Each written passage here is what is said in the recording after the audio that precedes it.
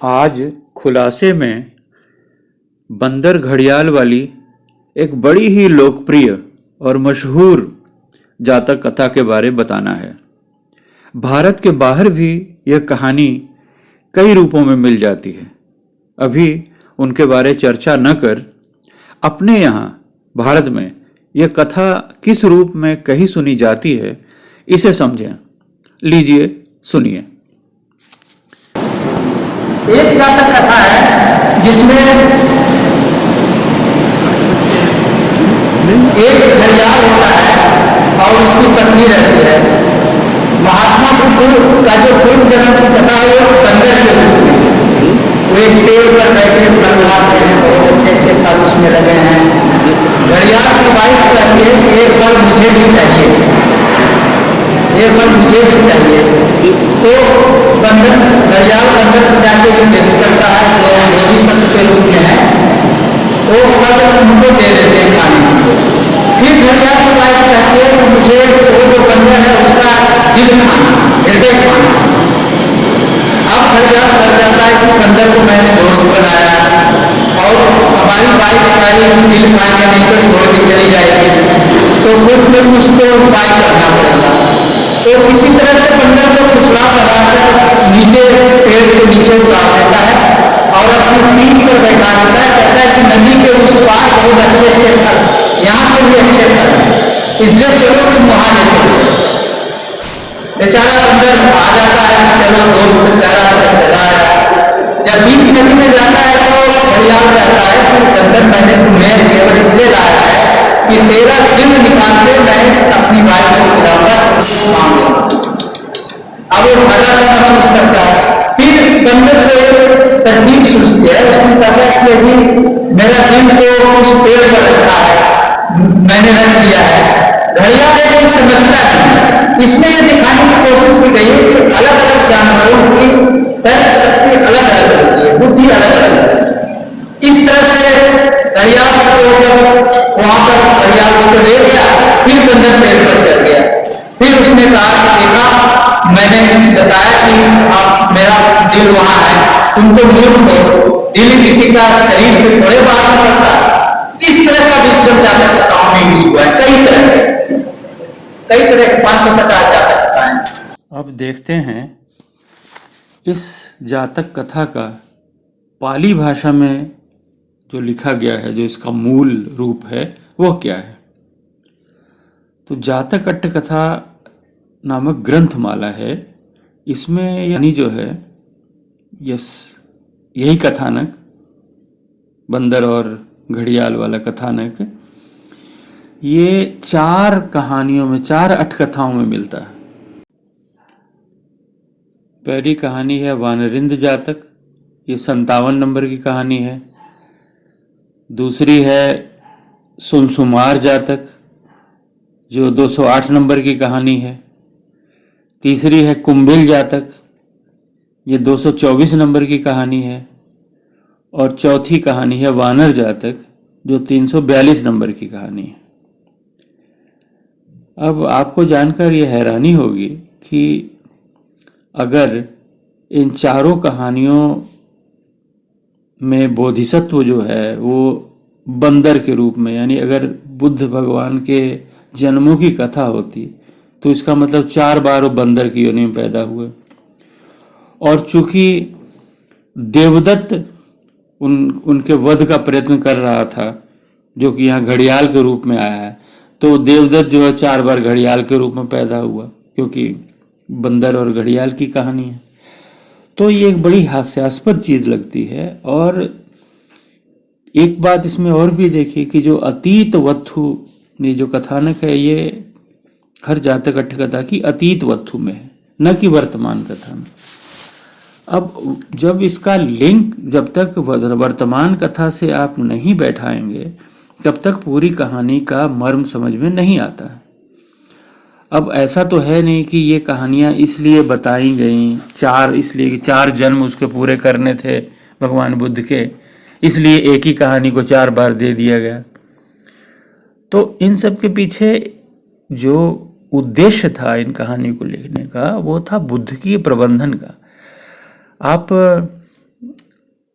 थोड़ा सा इतिहास में जाएं तो जब भगवान वेणुवन विहार में अपना संघ स्थापित करते हैं धर्म का प्रचार करते हुए, उसमें देवदत्त भी शामिल होता है और धर्म का सारा ज्ञान लेकर के फिर वो भगवान बुद्ध के खिलाफ हो जाता है, अपना अलग संघ बनाता है और बुद्ध को मारने की कोशिशें करता है। तो इस तरह से एक वेणुवन विहार में भय व्याप्त हो जाता है।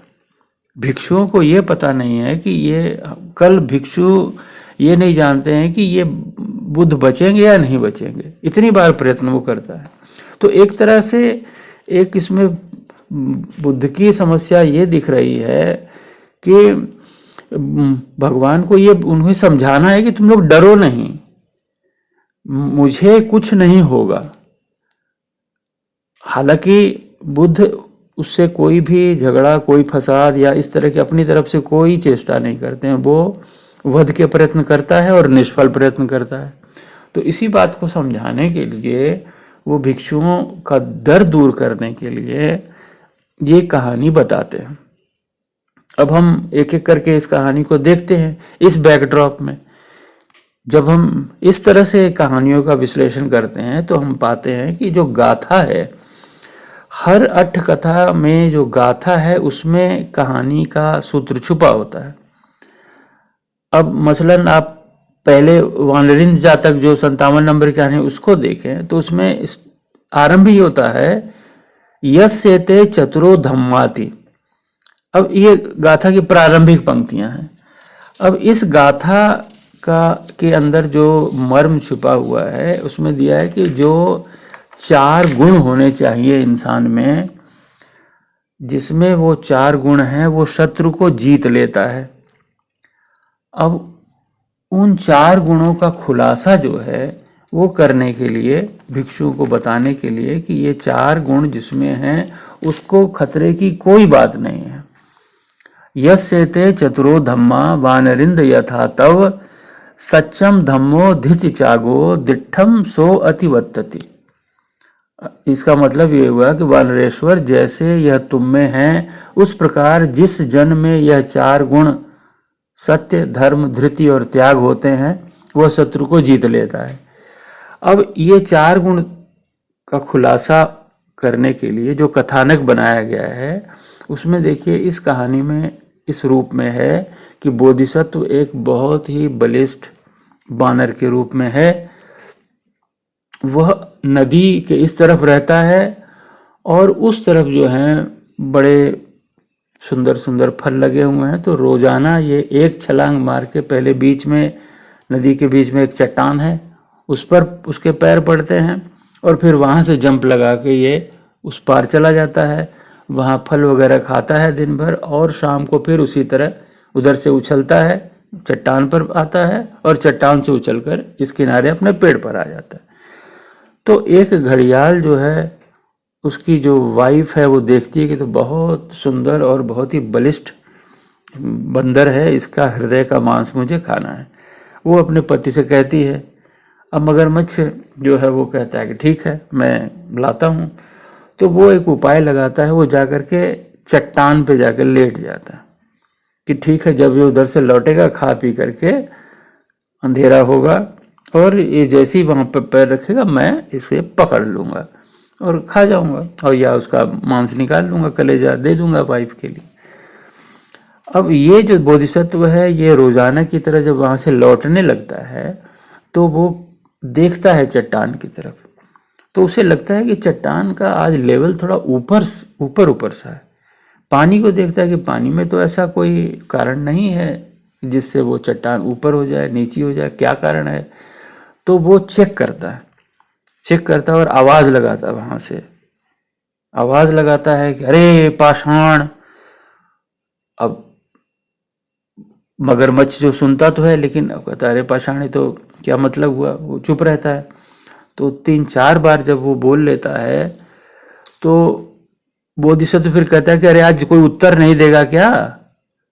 तो घड़ियाल को लगता है कि शायद ये पहले पाषाण बोलता था इसलिए ये बार बार पूछ रहा है। हाँ, तो कहता है कि क्या है रे बंदर। तो ये बोधिसत्व को पता लग जाता है कि जो मेरा शक था वो सही था, कुछ ना कुछ आज गड़बड़ है। तो वो कहता है कि तू कौन है? तो कहता है मैं मगरमच्छ हूँ, घड़ियाल हूँ। तो किस लिए लेटा है? तो मुझे तेरे हृदय का मांस खाना है। तो कहता है ठीक है, मैं आता हूँ, तुम मुंह खोल के रख।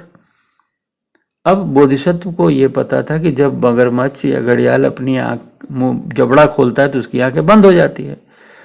अब बोधिसत्व के रूप में ये बंदर जो है उछल के उसके पैर, उसका जो सिर है उस पर प्रहार करता है और वहां से फिर जंप करके अपने उस किनारे आ जाता है। और घड़ियाल को समझ में ही नहीं आता कि हुआ क्या। यानी इस आदमी ने जो कहा कि मैं आता हूं तो आया और सिर पे छलांग लगा के वहां से फिर निकल गया। तो उसने फिर वो गाथा कही कि ये जो 4 जो गुण हैं, ये गुण जिस आदमी में होंगे वो अपने शत्रु को जीत लेगा। तो शास्त्रा भिक्षुओं को इस रूप में समझा रहे हैं कि ये तुम्हें चिंता कोई बात नहीं। देवदत्त पहले भी हमको मारने के बहुत प्रयत्न करता रहा, त्रास मात्र भी नहीं होगा। यानी कि जो बुद्धिमानी उसमें होनी चाहिए शत्रु को क्षति पहुंचाने के लिए, वो उसमें नहीं है। वो तो बुड़बक आदमी है, वो मेरा कुछ नहीं कर पाए। इस तरह से भिक्षुओं को आश्वस्त किया कि भैया मुझे कुछ नहीं होगा।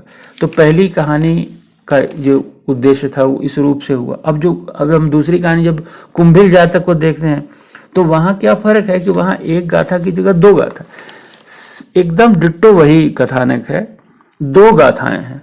तो अब 2 जब संकलन हो रहा था इस जातक अट्ठ कथाओं का, तो एक गाथा वाली एक जगह रखी गई थी, 2 गाथा वाली एक जगह रखी गई थी।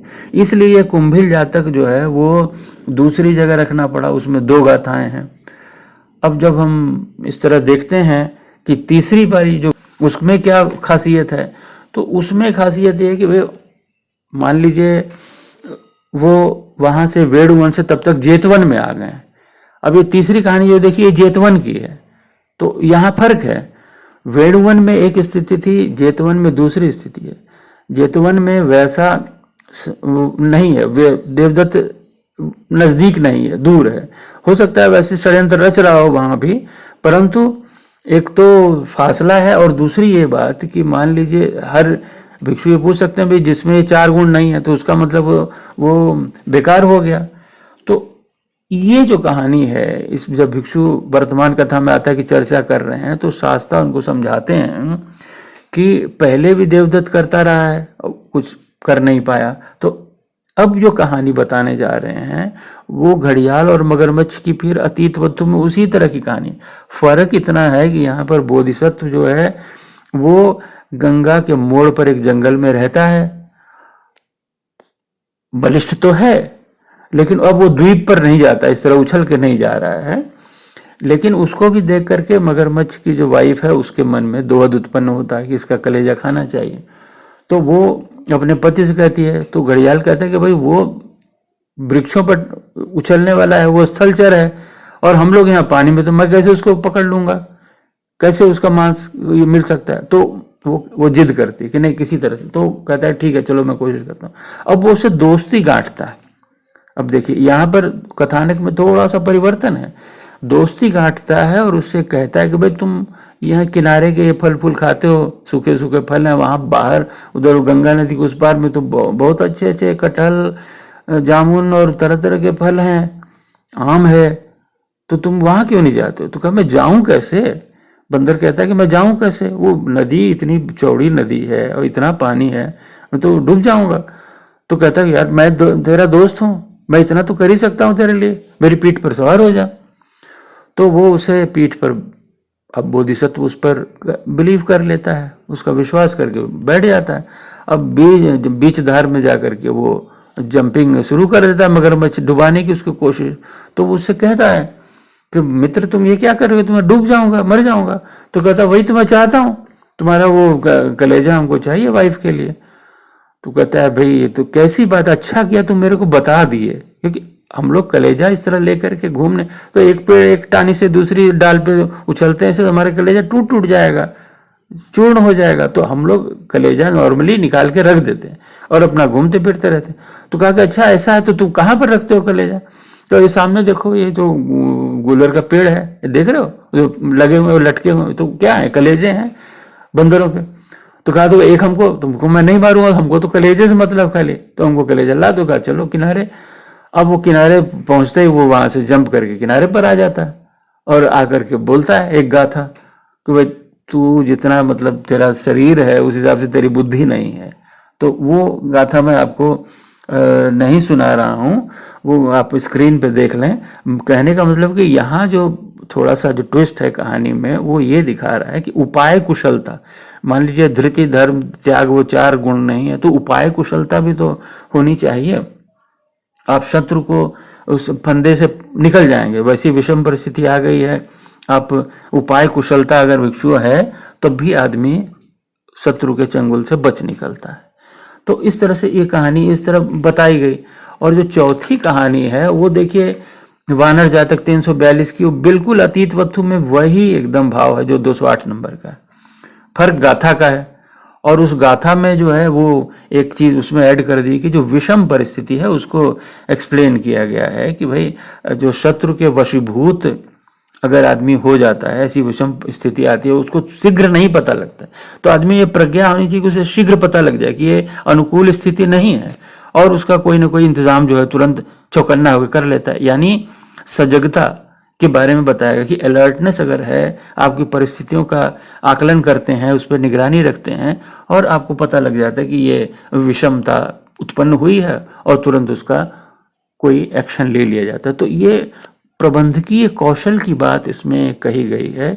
इसमें जन्मों का कोई लेना देना नहीं है। 4 जन्म बंदर में हुए, ये बेवकूफ़ी भरी बातें हैं। इसमें स्थितियों के हिसाब से वो गाथाएं बनी गई हैं। शास्त्रा ने गेय पद के रूप में उन गाथाओं को कहा है, उन गाथाओं में उसका मर्म छुपा हुआ, उस मर्म को खोलने के लिए जातक अट्ठ कथा बनी थी। इसमें जन्मों का कोई लेना देना नहीं है।